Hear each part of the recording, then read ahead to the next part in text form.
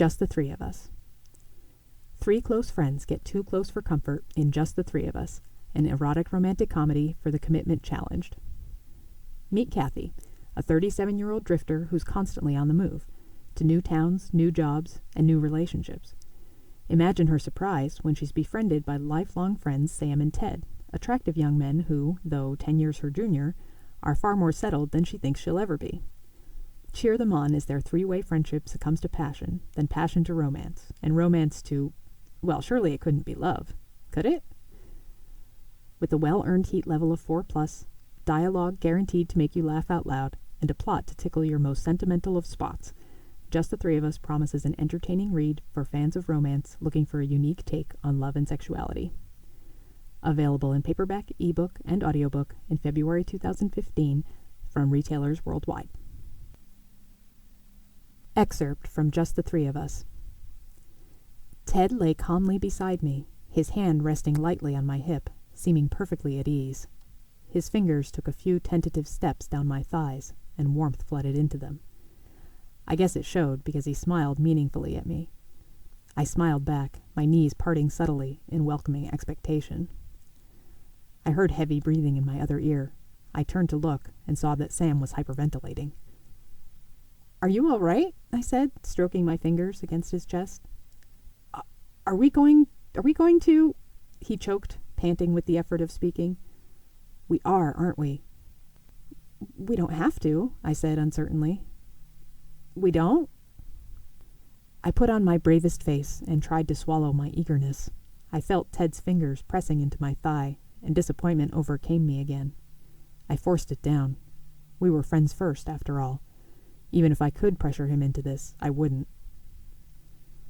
"Not if you don't want to," I assured him. He swallowed and gazed thoughtfully into my eyes. Behind my back, Ted remained silent. "But you want to, don't you?" I shrugged away my ardor with effort.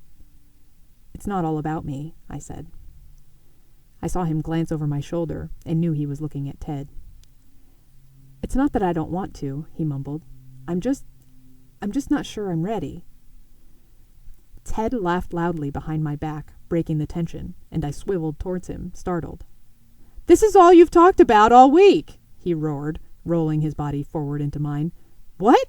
I said, turning back to look at Sam. He was grinning rather sheepishly.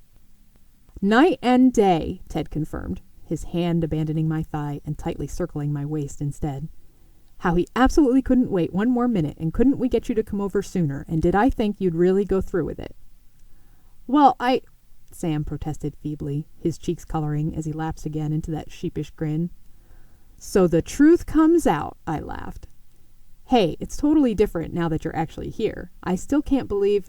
"Believe it, buddy," I interrupted, and he gaped at me, surprised by my sudden change in tone. "Now get your butt over here before I lose my temper. It's not polite to keep a woman waiting," I said severely. "Yes, ma'am," he said, sliding into me with all of the force and enthusiasm of mud on a California hillside. "Miss," he hurriedly corrected himself. "That's better," I asserted. "Now, by the time I count 10, I expect to be in bed with 2 very handsome and very naked young men. No more dilly-dallying," I threatened, wagging my finger at them. 1.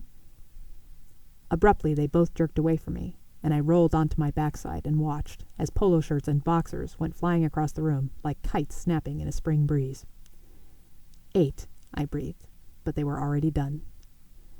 They rolled sideways against me, where I still lay flat on my back, and then snuggled up close to each side of me, their cheeks pink with excitement. I sensed the weight of their bodies pushing against me, from my chest to my legs, felt the sweat forming where their skin was pressed against mine, and into each of my hips poked something hard but soft, deliciously promising and hopelessly decadent, and I gulped, uncertain whether to savor the sensation or run away from it. Maybe I, too, had the tiniest of doubts about this.